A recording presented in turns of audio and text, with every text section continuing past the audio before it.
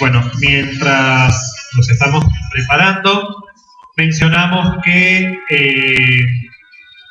este evento ha sido declarado de interés por el Senado de la provincia de Mendoza. Acá tenemos la resolución número 110 y dice que el Honorable Senado de la provincia de Mendoza resuelve. Artículo 1. Declarar de interés de esta honorable Cámara la realización de la segunda jornada institucional de investigación Conocer para Transformar, a llevarse a cabo el día 13 de junio del corriente año en el Centro de Educación e Investigación Lavalle, CEIL, organizada por el Instituto de Educación Superior 9-024, ubicado en Villa Tolumaya, departamento de Lavalle. Comuníquese, regístrese e insértese en el libro de resoluciones del Honorable Senado. Comenzar con la presentación de Esteban González, la trayectoria del Sistema Formador Provincial de Mendoza entre los años 1992 y 2012. Esta investigación que realizó Esteban González estudia 20 años muy importantes para la provincia de Mendoza que implicaron el crecimiento del Sistema Formador Provincial.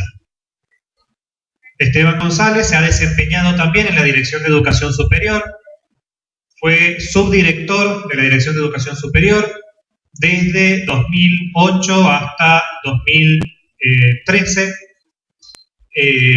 Ha obtenido también otros cargos de importancia en distintos institutos de la provincia, en el Instituto 9015 del Departamento de San Carlos y en el Instituto 909 del Departamento de Tupungato, donde actualmente se está desempeñando también en distintas funciones.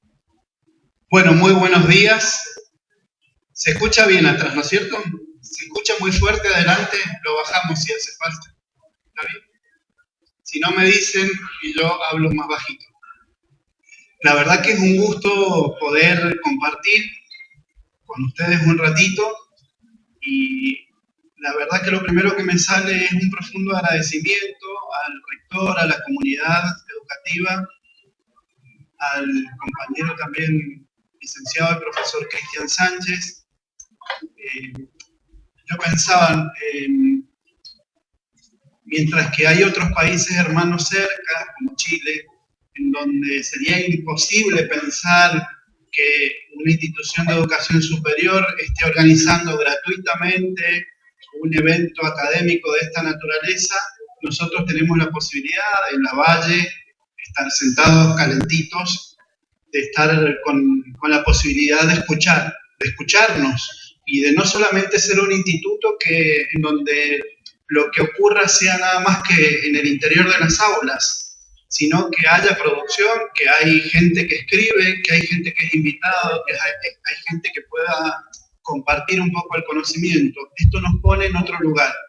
Nos pone en otro lugar como institución formadora a nivel superior, formando parte de una red de instituciones que se están pensando a sí mismas con mucha potencialidad. Así que, bueno, vaya un agradecimiento enorme a las autoridades y en su nombre a toda la comunidad educativa que siempre está imaginándose estas cosas.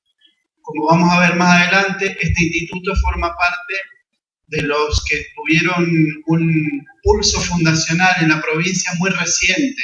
Sin embargo, las producciones son altas, son buenas, son interesantes, siempre hay actividades para participar. Ese detalle no es poca cosa, es muy importante. Bueno, hechas las correspondientes agradecimientos. Ayer cuando estaba en Tupungato, yo soy profe en la formación docente, estábamos compartiendo en historia y política de la educación argentina, y mientras conversaba con los estudiantes pensaba cómo abrir y cómo cerrar este pequeño ratito que vamos a tener para compartir. Y ellos me dieron una idea interesante. Por eso quiero comenzar, que lo demás lo vamos a retomar al final, con la proyección de un corto. Este corto, que es un audiovisual, está hecho por estudiantes mendocinos, una escuela secundaria de Mendoza. Participó de un concurso y ganó un premio a nivel nacional. ¿Lo podemos ver?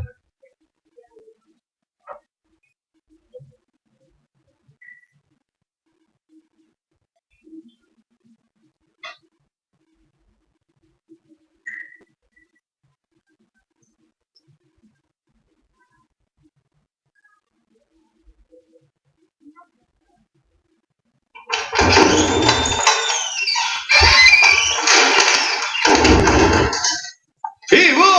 ¡Rocha sucia!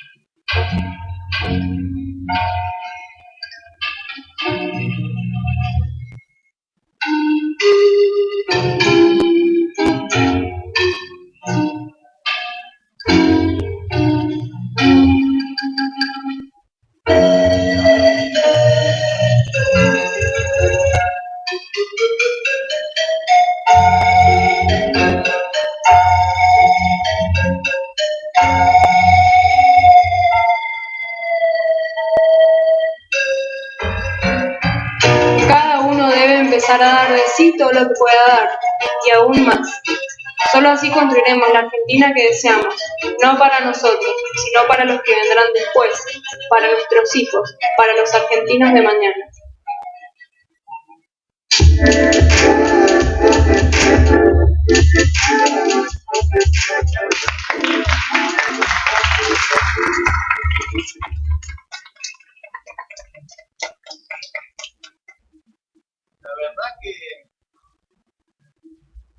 La verdad que estos pibes de secundario se merecen un aplauso. Están muy interesantes. Podríamos hacer muchas lecturas, pero yo les propongo que hagamos una interrupción. Les cuento un poco de qué va esto que quería compartir y después retomamos. Ustedes háganme acordar. Al final retomemos el sentido del video. A ver si nos dice algo o no. Anda toda la tecnología, parece que sí. Bueno, les cuento de qué se trata este trabajo. Pero antes les quiero hacer una pregunta. Y les pido por favor si pueden levantar la mano. ¿Quiénes son de escuela secundaria? Estudiantes de escuela secundaria. Muy bien. ¿Y estudiantes de nivel superior o docentes de nivel superior? Muy bien. Bueno. Dentro de poquito, ustedes los que están aquí adelante van a ser. Bueno, les cuento. A principio de año y para realizar una defensa de un trabajo final, finalización de mi carrera, yo ya soy profe en Ciencias de la Educación y a partir de febrero de este año, licenciado en Ciencias de la Educación, en la facultad me pidieron que hiciera un trabajo de investigación. Entonces, bueno, con una serie de trayectorias, con una serie de experiencias, uno se va como imaginando a ver qué puede producir como conocimiento, con la idea de que lo que uno produzca, que hacer una investigación, como ustedes ya habrán podido escuchar en los casos anteriores, implica un esfuerzo, implica sentarse, pensar, trabajar con otros, pensar hipótesis, buscar en la bibliografía, escribir, volver a reescribir, pensar, criticarse a sí mismo lo que uno escribe. Bueno, entonces ya que hacemos ese ejercicio, Ya que hacemos ese ejercicio, que la idea era que valiera la pena. Con esa idea y pensando que no había alguna investigación que hablara sobre el nivel de educación superior en estos 20 años, hay mucho de nivel superior, pero no había del nivel superior de Mendoza, del nivel superior que no incluyera la universidad. La universidad siempre tiene muchas producciones, sino los institutos, estos institutos que están diseminados a lo largo de todo el territorio provincial. Bueno, entonces con la idea de poner un espacio, los institutos, un tiempo, 20 años, mirándonos un poquito para atrás, ya van a ver por qué son 20 años. Bueno, ¿qué pasó en estos 20 años con la educación superior? Con esa idea aparece el objeto de estudio. Ustedes van a ver, si miran el programa de las jornadas, el título que tiene este trabajo se llama La trayectoria del sistema formador de gestión estatal de Mendoza entre los años 1992 y 2012. ¿Qué es el sistema formador estatal? Es algo que yo mismo inclusive fui como armando a medida que fui desarrollando la investigación. Bueno, ese recorte, ese objeto de estudio, que así como para partir, podríamos decir que el sistema formador estatal es el conjunto de las instituciones que desarrollan la educación superior, esto es, todos los institutos de gestión estatal. Este es un instituto de gestión estatal, forma parte del sistema formador provincial estatal. Con ese punto de partida, entonces, la idea era pensar este nuevo objeto de estudio.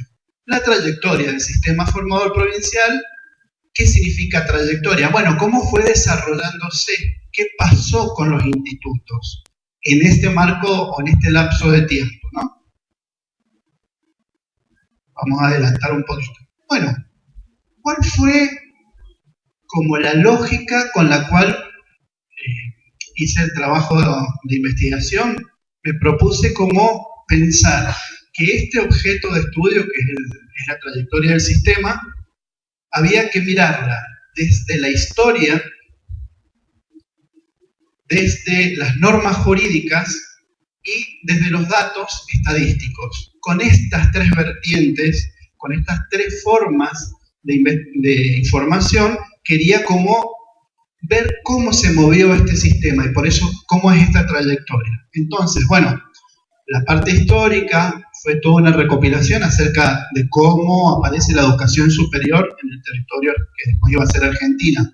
Ustedes saben, por ejemplo, que en 1613 ya teníamos una universidad en Córdoba. Miren, en 1613.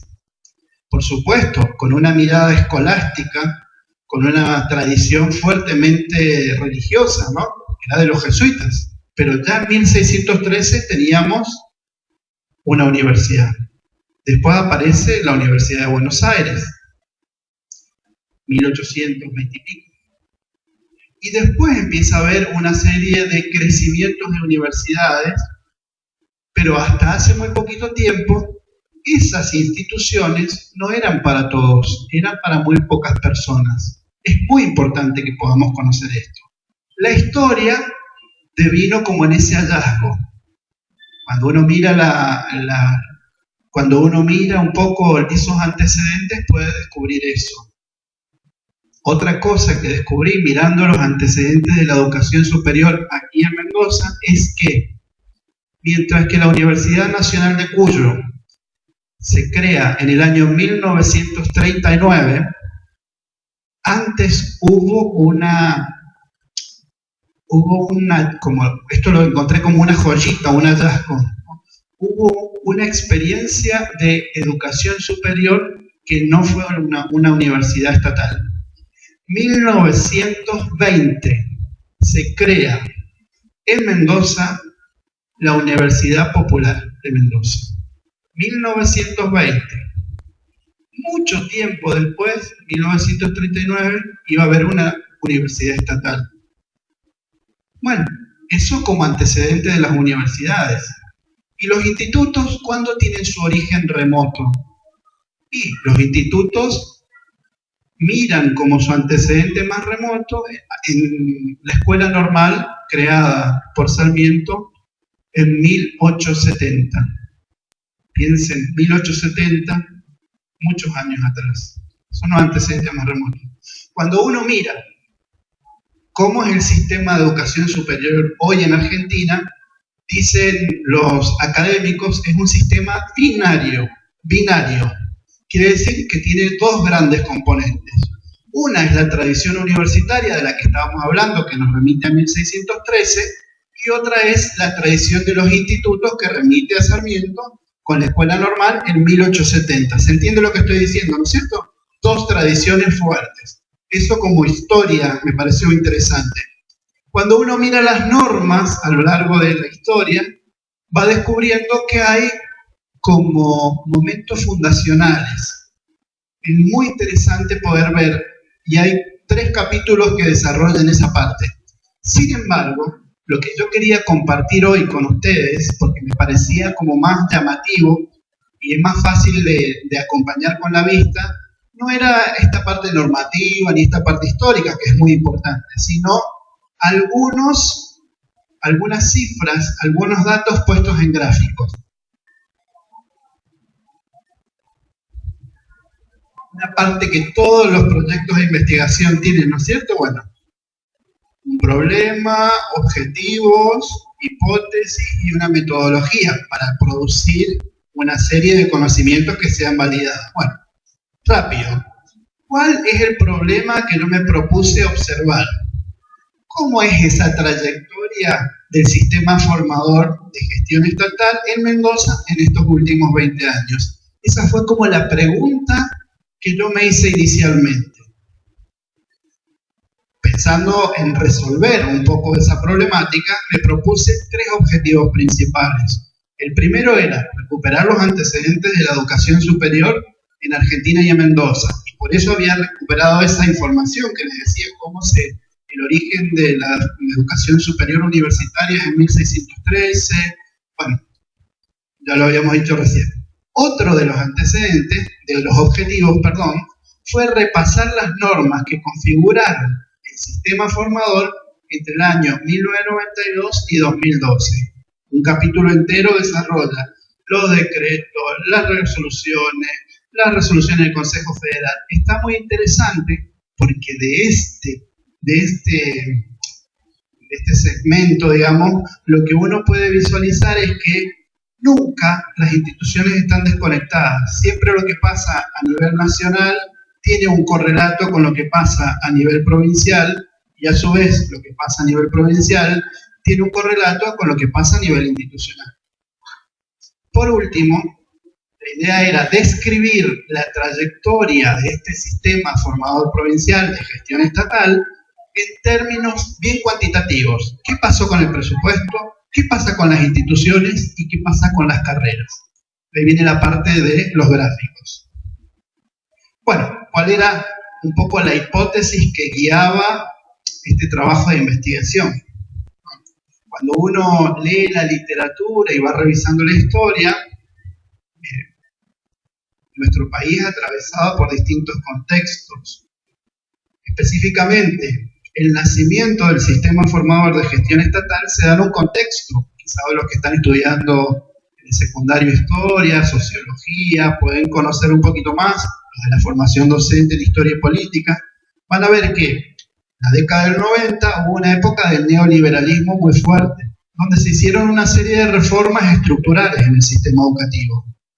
Los sistemas provinciales aparecen ahí, en este contexto. Bueno, por supuesto que es una marca de origen.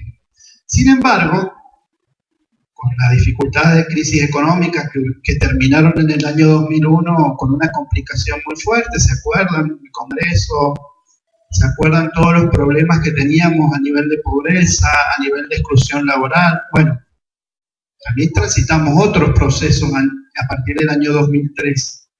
Y por eso sancionamos nuevos marcos normativos y nuevas formas de pensar la educación. Esas nuevas formas de pensar la educación, por eso yo he puesto ahí dado un contexto de políticas educativas más favorables en el que el Estado ocupa un lugar importante como regulador, con mayores niveles de inversión, se produce una expansión que es cualitativa y cuantitativa.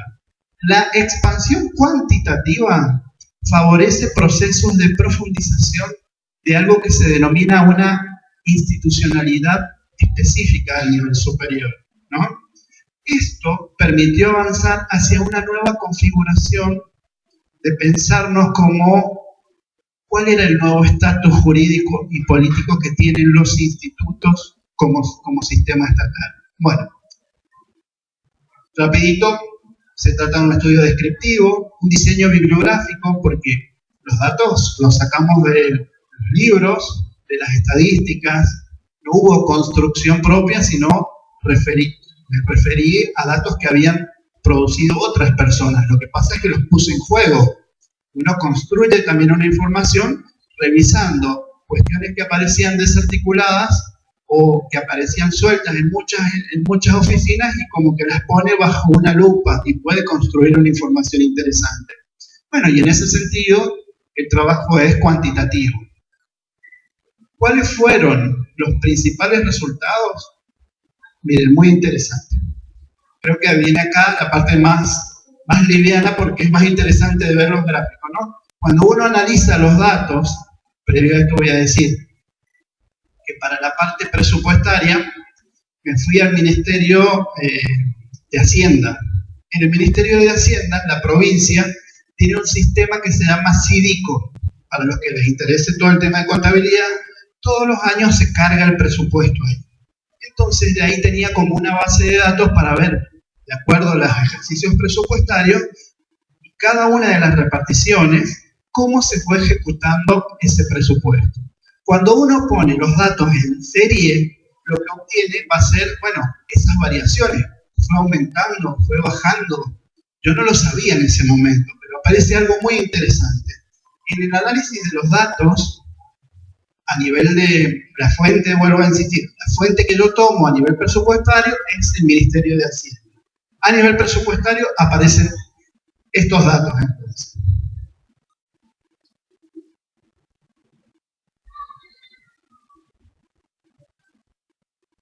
Miren, este gráfico muestra la evolución del presupuesto entre el año 1996 y 2012. Ahí está expresado en millones.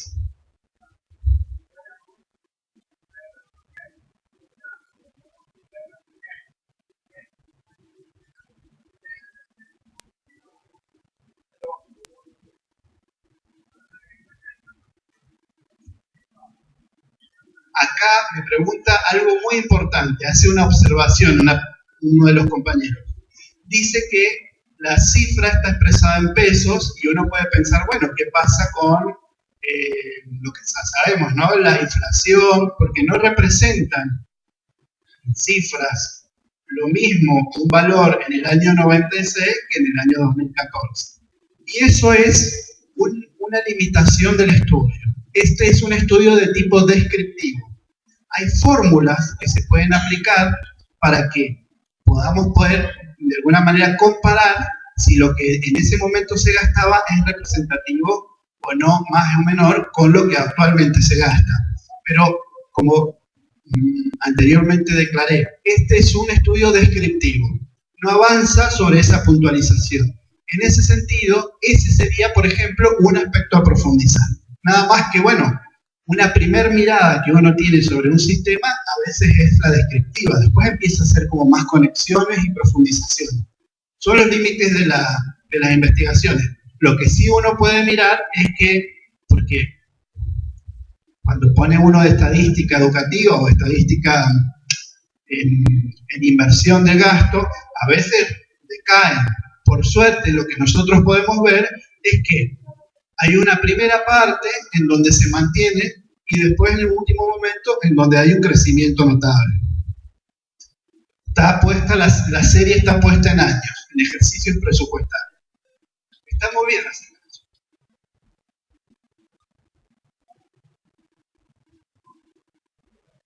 Lo que A mi entender, fue muy interesante que independientemente de cuánto fuera el valor del peso o de la inflación, fíjense cómo cuando uno mira cómo participa el presupuesto, cada una de las barras que hay significa el presupuesto provincial cada año. Y lo que está en amarillo es cómo participa ese presupuesto provincial, cómo participa la Dirección General de Escuelas en ese presupuesto provincial. Aunque pasen muchos años, se mantiene bastante variable. Lo que sí es muy importante mencionar, que en cada una de estas barras verdes implican la plata que tenemos para toda la provincia. Que el hecho de que prácticamente implique más del 20% del presupuesto provincial la Dirección General de Escuelas, implica que es un ministerio que gasta mucho, digamos. O me corregirían algunos colegas que la Dirección General de Escuelas es un lugar desde donde se invierte muchísimo en educación. Porque piensen que ahí tiene que salir para salud, para seguridad, todos los ministerios. Y la educación representa un valor bastante alto.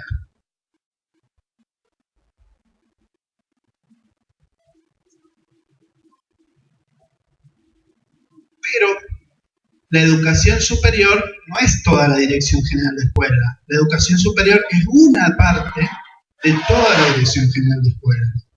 Lo que yo acá pongo en este gráfico, también a lo largo de los años, es cómo fue la evolución del presupuesto de la Dirección de Educación Superior. Si la miramos a través de los años, vemos que hay un salto muy importante en el año 2008. Y como que ahí hay una fractura, hay algo diferente. Cuando nos ponemos a relacionar los datos que aparecen a nivel cuantitativo con lo que ocurre en la realidad, lo que podemos ver es que en este año, en 2008, hubo un cambio de plan de estudios. Antes, las carreras para ser maestro de formación, maestro jardinero y maestro de escuela primaria, los profesorados de primaria y de inicial, tenían 3 años de formación.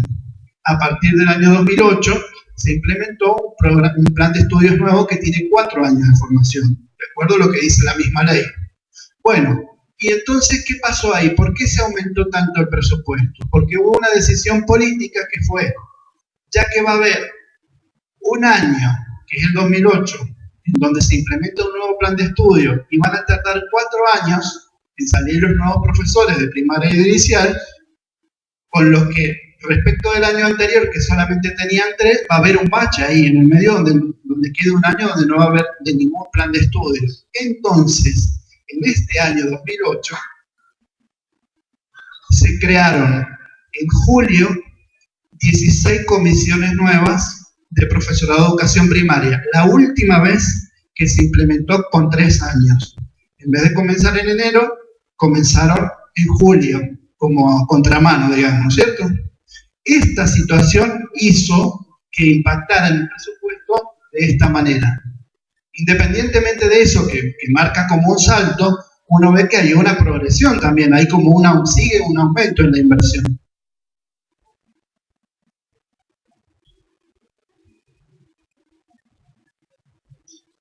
Y para mí, este dato que es muy, muy, muy importante. Cada una de las barras ahora es el presupuesto anual de la Dirección General de Escuelas. Y lo que está señalado en rojo es la participación en ese presupuesto de la Dirección de Educación Superior. Muchas veces los institutos de educación superior tienen como un peso muy fuerte en el desarrollo de sus carreras, por decir, no, porque no hay presupuesto, no, porque no hay presupuesto. Si yo hubiera conocido estos datos, miren, la incidencia que tenemos es del 4%, es muy chiquita. Para los beneficios que trae el desarrollo de la educación superior es muy fuerte. Esto es un dato interesante para los rectores, para que puedan pedir más presupuesto asignado a sus propias instituciones.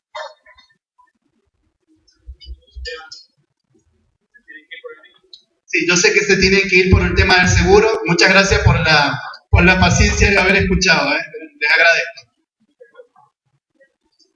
Bueno, así como a nivel presupuestario está este desarrollo descriptivo, también podríamos decir, bueno, a nivel de institutos, de sistema formador, de cantidad de institutos que había y que hay entre 1992 y 2012. ¿Qué ocurrió?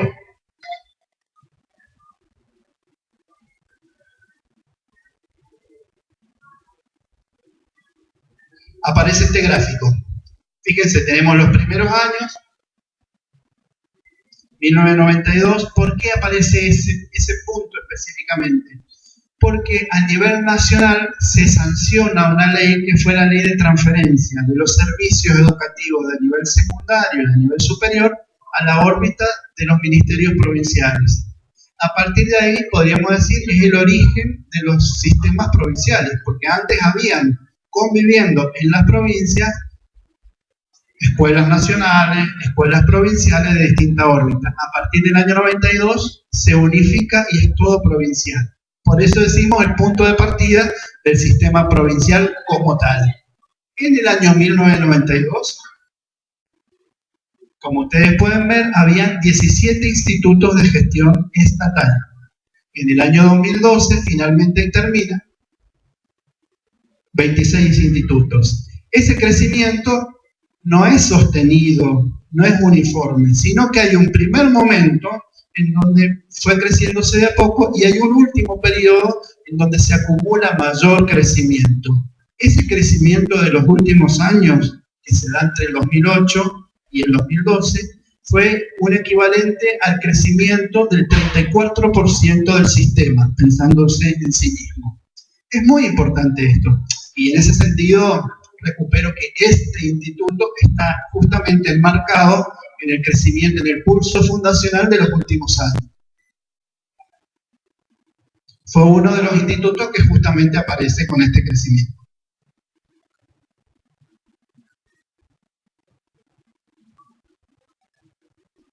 En este cuadro se muestran, como por periodos de gobierno, de mandatos de gobierno provincial, cómo fue este crecimiento, ¿no? ¿Cuántos institutos crecen entre el año 1991 al 95? ¿Cuántos en el 96 al 99? Hasta que finalmente miramos el crecimiento en el último periodo, 2008-2011, que es el que más grande aparece. Interesante ver cómo cuando uno distribuye la información, la misma información de distintas maneras, uno puede hacer distintas lecturas, ¿no? Acá el rector me señala, con el mismo presupuesto más o menos siempre, el 4% de todo lo que gasta la Dirección General de Escuelas.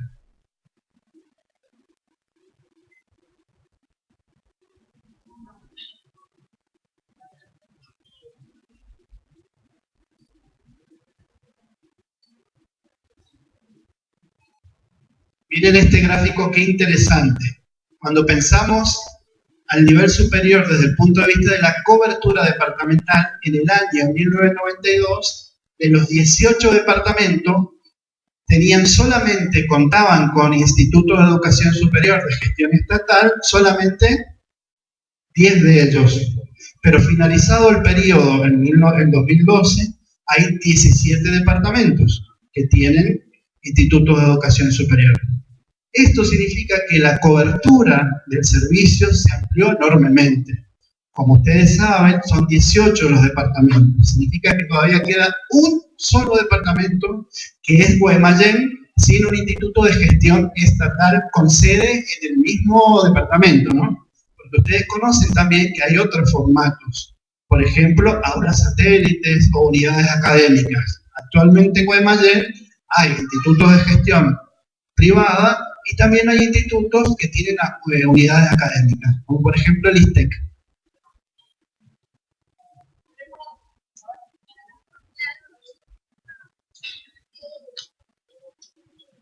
Este gráfico también está muy bueno. La provincia de Mendoza tiene como una división administrativa que se llama regionales. La regional Valle de Uco, que es la centro-sur, la regional sur, que incluye San Rafael, Malargüe, General Real, la regional norte, donde está ubicada esta institución, y la regional este. Bueno, cuando uno mira cómo fue el proceso de crecimiento de las instituciones, también hay variaciones en cómo uno desarrolla la distribución de la información. Fíjense, por ejemplo, que para el caso de la región norte, en el año 1992 solamente habían 3 instituciones, mientras que en el año 2012 está el doble, 6 institutos. Y otra, como la centro-sur, que permanece invariada. Habían 3 institutos y terminan 3 institutos. A mí, particularmente, esta información me hizo como preguntar ¿por qué ocurrió esto? Entonces, cuando voy a ver los institutos que componen esta región, aparece que es Centro-Sur o Valle de Uco es Tunuyán, San Carlos y Topungato. Cada uno de estos departamentos ya cuenta con un instituto de gestión estatal. Entonces no hacía falta crecimiento en este caso, en esta regional. Pero sí habían muchos otros departamentos que no tenían instituciones, que es donde creció. Eso a uno le permite poder como inferir que el crecimiento no fue un crecimiento desigual, sino que un crecimiento que atendió a brindar mayores oportunidades o que tendió a extender la cobertura del servicio educativo en lugares donde no había. Y eso es muy bueno.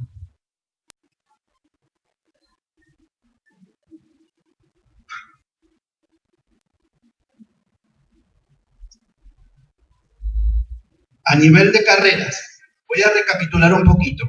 Nosotros hicimos una descripción, entonces, a nivel presupuestario y vimos que había un marcado crecimiento, sobre todo en los últimos años. A nivel de institutos, también en los últimos años había un crecimiento bastante marcado. Y ahora a nivel de carreras. En este punto, lo que quiero hacer es una puntualización. Porque yo tomé una opción metodológica, que es pensar el desarrollo de carreras atado a que se desarrollara como sede. Porque como ya habíamos conversado, también existe la posibilidad que el instituto desarrolle carreras en unidades académicas o en aulas satélites. Lo que pasa es que esa información no era tan fácil de sistematizar. Entonces, bueno, la opción fue decir, bueno, miremos cómo creció el sistema en sus carreras, por lo menos a nivel de sede. Significa que el crecimiento fue mayor. Lo que pasa es que no está sistematizado, ¿eh? Muy interesante.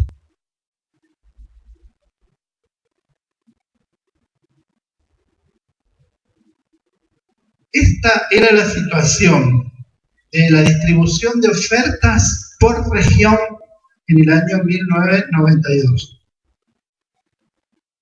Como ustedes pueden observar, la región centro-sur era la que mayor cantidad de ofertas tenía, 33%.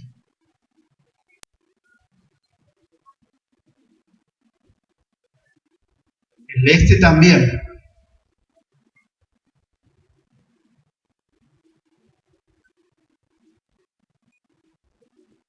Esta es la distribución en el año 2012, por regiones de cada una de las ofertas. ¿Qué me dice este gráfico circular?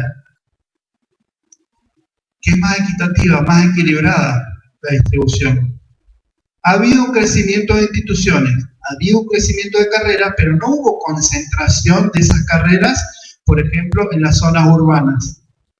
Hubo más bien una distribución en las regiones que hace que más o menos haya un 20% en cada una de esas regiones. Interesante dato.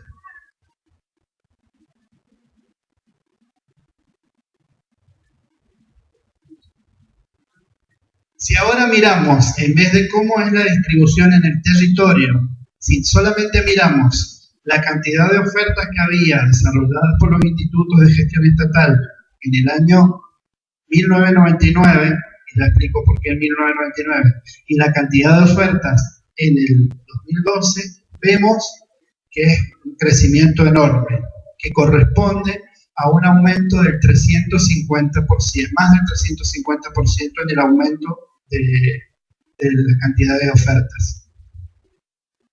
Situación inicial, situación final. Y esto, les recuerdo, solamente teniendo en cuenta las ofertas que se desarrollan en las sedes institucionales. No estamos teniendo en cuenta las que se desarrollan como unidades académicas.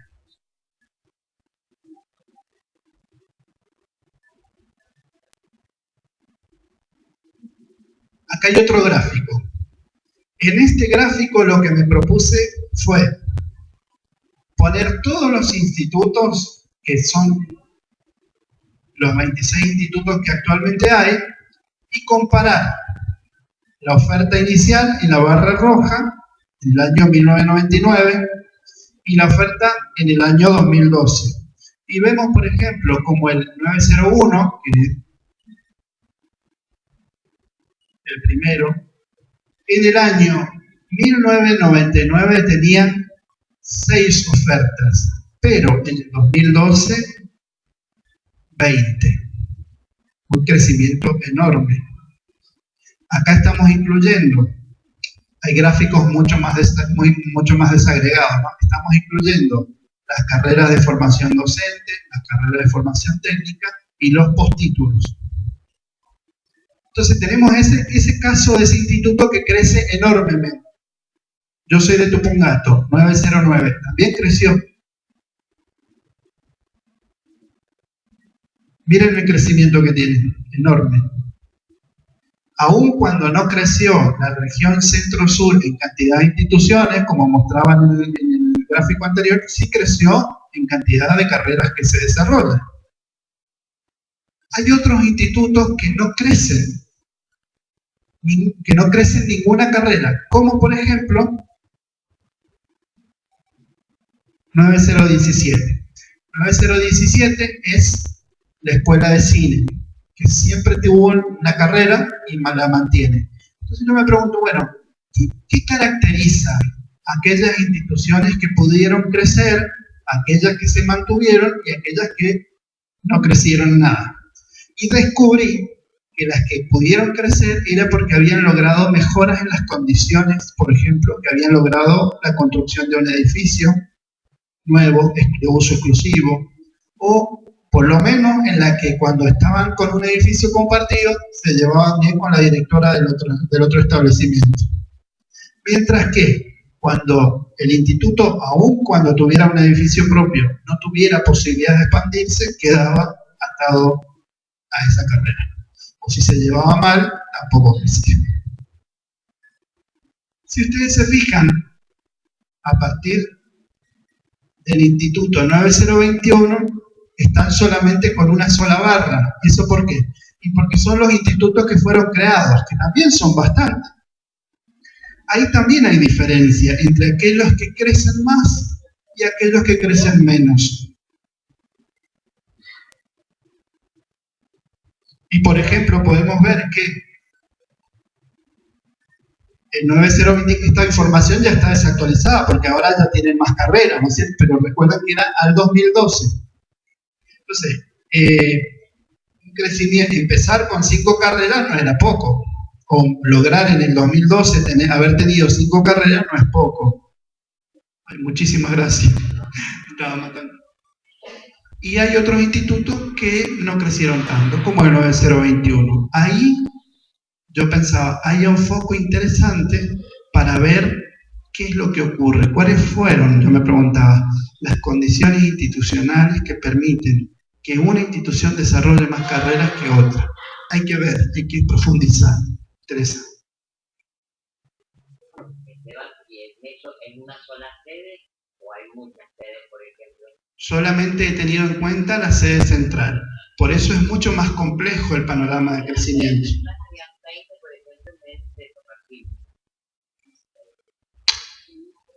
En el 901, no, en ese gráfico no, perdóname. Ahí estoy considerando la oferta total. Había y hay actualmente mucha complejidad para la sistematización de la oferta. ¿Por qué? Porque los instrumentos que determinan que una oferta que un instituto tenga una oferta son resoluciones. Las resoluciones que están publicadas solas muchas veces no se cumplen. Es decir, se determina que exista una carrera, pero no se lleva a cabo porque no tuvo inscripciones, porque no... Por ejemplo, el instituto les quiero comentar así concretamente, el instituto de Guaymallén está creado, es el 9027. Lo que pasa es que nunca se definió políticamente quiénes iban a ser sus autoridades. Entonces, aun cuando está creada la norma, en los hechos no aparece. Algo similar pasaba con las ofertas. Los instrumentos para poder revisar la oferta son algo que se llaman las resoluciones solas, las resoluciones de autorización y en el año 99, por eso he tomado ese año firme, es algo que se llama plan de desarrollo, que fue un instrumento que se puso la Dirección General de Escuelas para como decir y decidir en un panorama de 4 años cuáles carreras iba a ir abriendo. En el año 99 hubo un trabajo muy serio, pero después el crecimiento institucional, el aumento o la apertura y el cierre de unidades académicas, de instituciones, hicieron muy difícil la sistematización de esta información.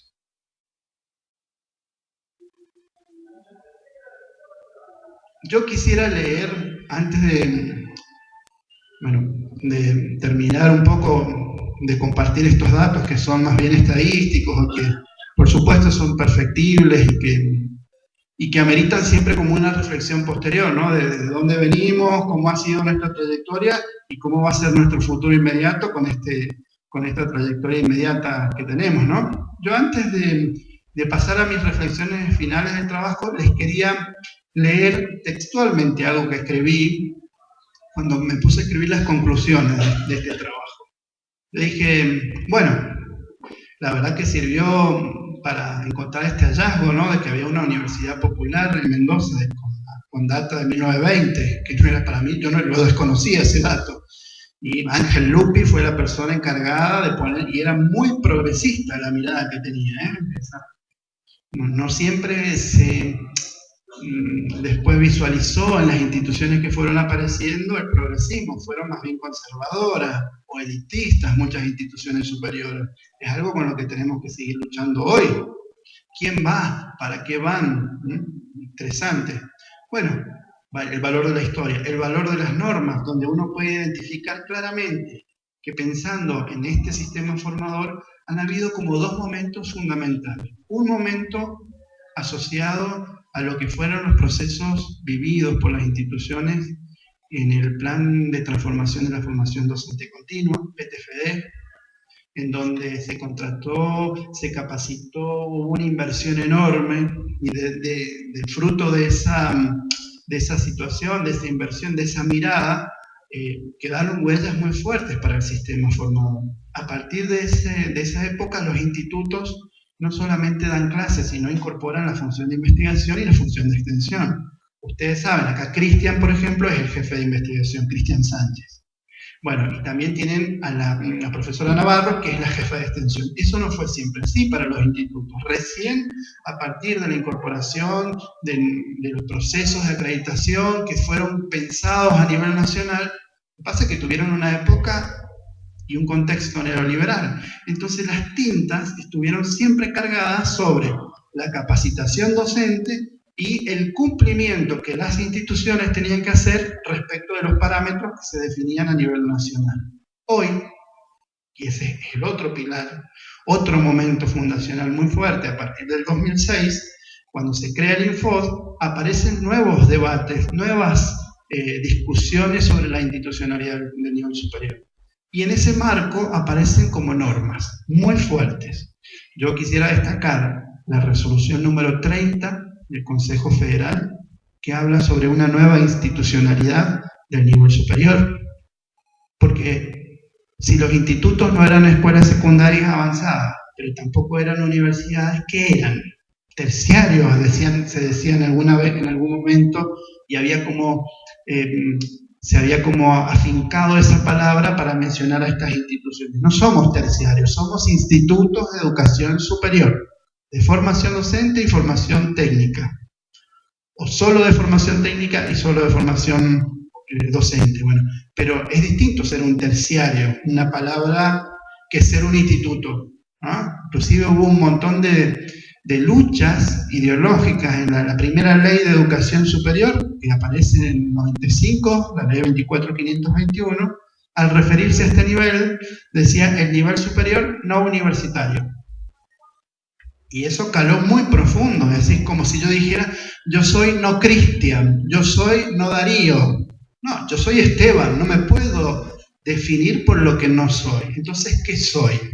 Esa lucha por la identidad, por la profundización de una nueva institucionalidad apareció en el 90 y pico, con el contexto neoliberal y con sus límites y posibilidades, pero también apareció después del 2006, donde el Estado se pone en otro lugar, garante de una responsabilidad que es absolutamente indelegable, como dice nuestra ley 26206, en donde piensa la educación no como un servicio comercial, sino como el ejercicio de un derecho, que es un derecho social, que es un derecho individual, que es un bien público. Es otro lugar que se le asigna a la educación, y a la educación superior en particular.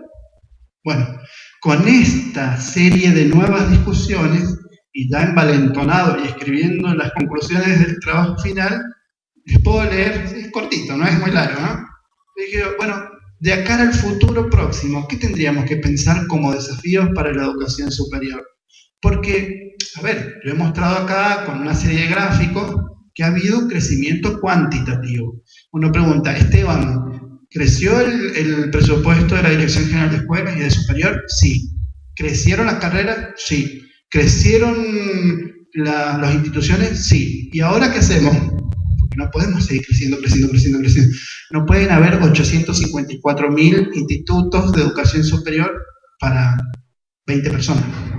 Entonces, el equilibrio de seguir creciendo cuantitativo versus en confrontación con seguir creciendo a nivel cualitativo es lo que nos queda pensar. Y por eso escribí un poquito esto que les quería leer.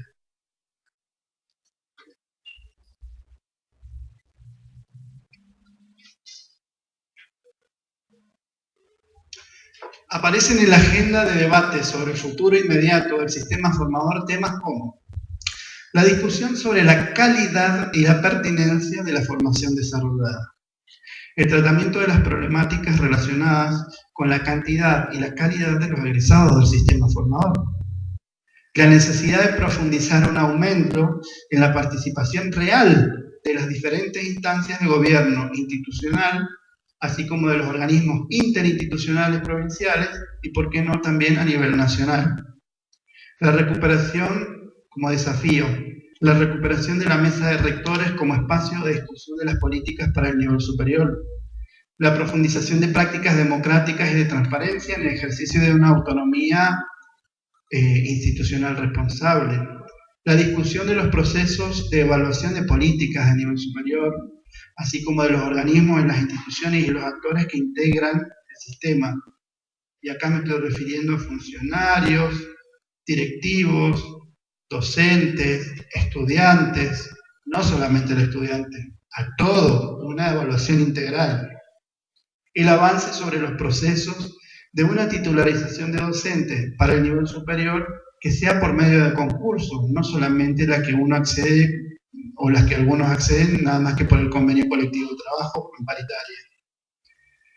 La instalación de procesos y dispositivos que permitan el planeamiento jurisdiccional regional de una manera sistémica en función de las necesidades del sistema productivo y del sistema educativo. Muchas veces vemos que a veces esas necesidades son torcidas por intereses que más legítimos, menos legítimos, más políticos, menos políticos. Uno lo alcanza a ver, ¿no? La profundización de los procesos de articulación del sistema formador con otros organismos. La recuperación de la representación del sistema formador provincial en la órbita del Consejo General de Educación de la provincia. La provincia tiene una ley que es la 6970 que determina que hay un organismo que se llama Consejo General de Educación, en donde la participación de educación superior al principio se pensó nada más que con la presencia de las universidades. Y hubo una queja de parte de los mismos institutos que dijeron, pero si nosotros también somos nivel superior. Y la única modificación que tiene la ley es para incorporar a un miembro de la educación superior. Hoy no está cumplido. La profundización de mejoras en torno a la gestión académica de las instituciones, la circulación entre los actores y las instituciones involucradas de la información referida a los procesos de presupuestación, ejecución presupuestaria y rendiciones de gasto del sistema formador. Para mí fue muy valioso saber que solamente representamos el 4% de toda esa cantidad de dinero que gasta la Dirección General de Escuelas. La discusión y contribución del sistema formador en la labor parlamentaria en la legislatura provincial en el tratamiento de la nueva ley de educación. Hace muchos años que está en tratamiento parlamentario, pero todavía no sale. Los institutos tienen varias cosas que decir, ¿no? Y miren qué interesante, el diseño y puesta en funcionamiento de dispositivos de formación político-académica dirigidos a las autoridades de los institutos del sistema formador. La consolidación de políticas públicas de largo aliento para el nivel que superen las vicisitudes coyunturales. Y algo muy importante también, que me estaba salteando, que dice la discusión sobre una nueva arquitectura organizacional en torno al puesto de trabajo docente. Actualmente es horas cátedra, como en la escuela secundaria. Pero hay muchos modelos. La dedicación exclusiva, semi-exclusiva. Bueno, habrá que pensar nuevas formas, ¿no? Otros modelos como cargos de base con diferentes niveles de dedicación. Bueno,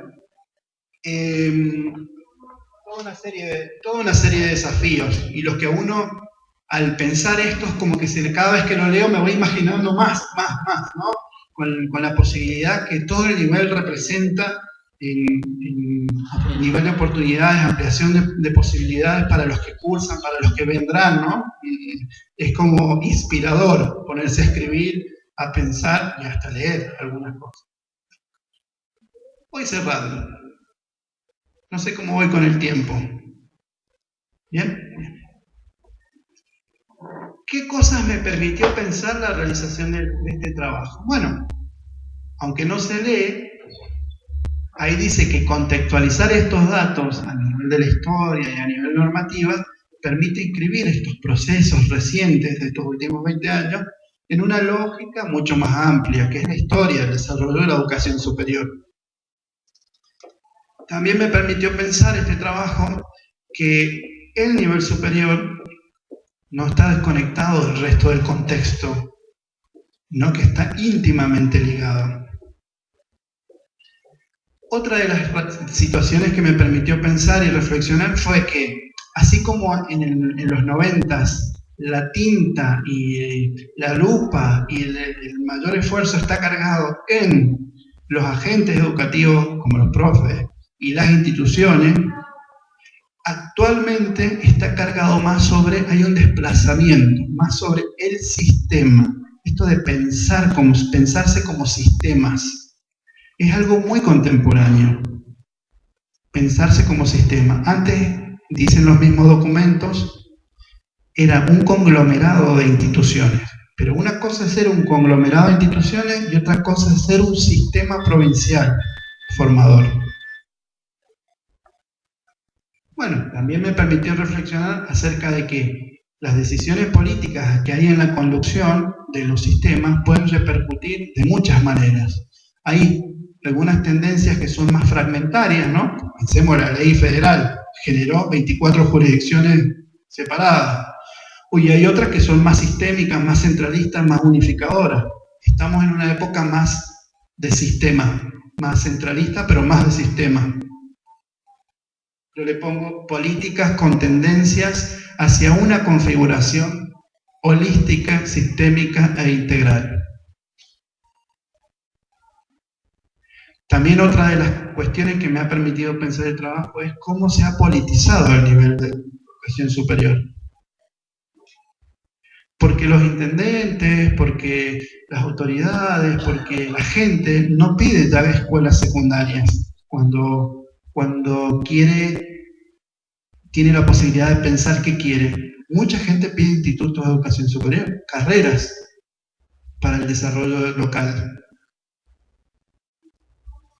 Bueno, y ahí la última que me parece interesantísima, que yo le había puesto inicialmente a este trabajo la trayectoria del sistema formador de gestión estatal entre el año 1992 y 2012. Presuponiendo que desde el año 92 era un sistema, y en realidad lo que digo yo ahí es la trayectoria del propio camino de todos estos institutos ha sido ir configurándose como sistema, es decir, es más un punto de llegada que un punto de partida, lo cual cambia absolutamente la perspectiva del trabajo. Bueno, los agradecimientos de nuevo al señor rector y en su nombre a la comunidad, a Cristian Sánchez, y ayer cuando cierro recuperemos la imagen esta del video que proyectamos al inicio. Como les decía, ayer estaba conversando con mis estudiantes de segundo año de matemática, Historia y Política de la Educación Argentina, aunque estaba la fecha de inauguración, ellos no sé cómo se quedaron. Y decíamos, bueno, ¿cuáles son aquellas banderas que se plantaron de la educación popular, de la educación pública, que nos hacen ser lo que hoy somos como Argentina, y que hay que estar orgullosos, porque en Chile no tienen educación pública en el nivel superior, porque en Colombia hay un amigo mío, Wilson, que tenía que vender su casa, aunque no trabajara, pagar alquiler, se pagara su posgrado acá en la UBA, le convenía 5 veces más hacer eso y venir a estudiar a Argentina que estudiar un posgrado en Colombia, de menor calidad y en una universidad privada.